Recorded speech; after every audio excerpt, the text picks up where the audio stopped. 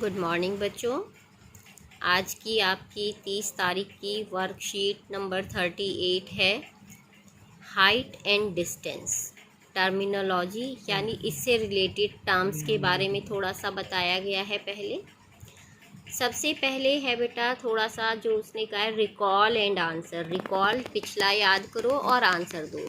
पिछला यानी जो आपने चैप्टर 8 में पढ़ा ट्रिग्नोमेट्री, उसमें आपने सारी साइड्स की जो रिलेशंस वगैरह पढ़े थे, एंगल्स के बीच में, साइड्स के बीच में, उन सब का हमारी डेली लाइफ में क्या काम है, वो कहाँ यूज़ होंगे, उससे रिलेटेड ये हमारा चैप्टर 9 है बेटे।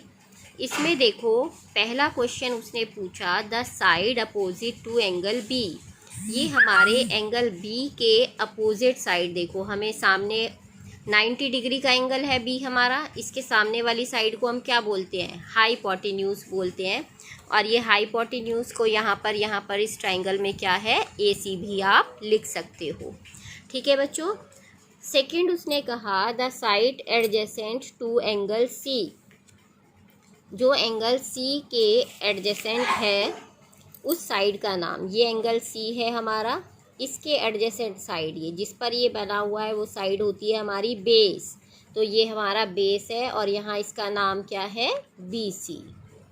The side opposite to angle C is called. ये हमारा एक एक्यूट एंगल है और आपको पता है कि जो एक्यूट एंगल के बिल्कुल सामने वाली साइड होती है वो हमारा परपेंडिकुलर होती है।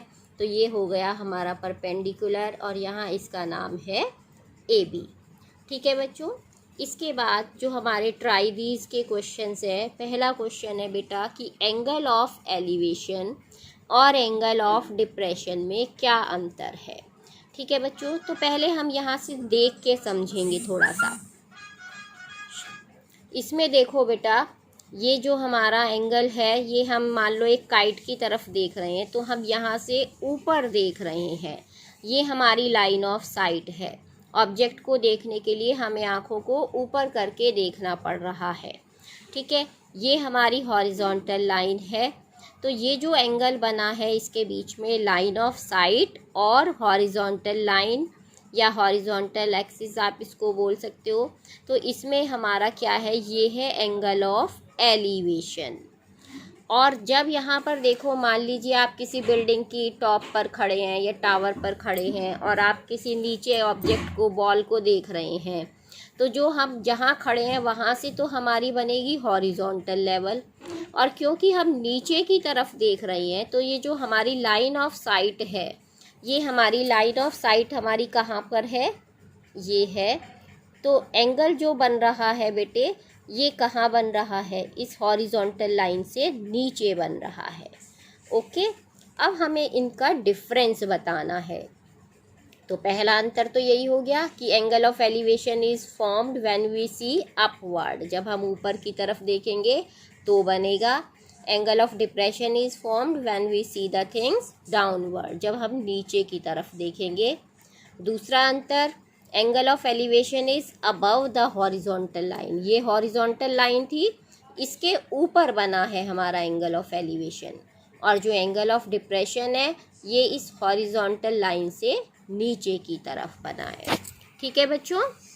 सेकंड का उसमें क्वेश्चन में उसने पूछा है angle formed between the tower and the ship is. जब हम इस शिप से देख रहे हैं और ये टावर है हमारा, तो शिप से टावर के टॉप को देखने के लिए हमें ऊपर की तरफ देखना पड़ेगा। तो ये बनेगा हमारा एंगल ऑफ एलिवेशन।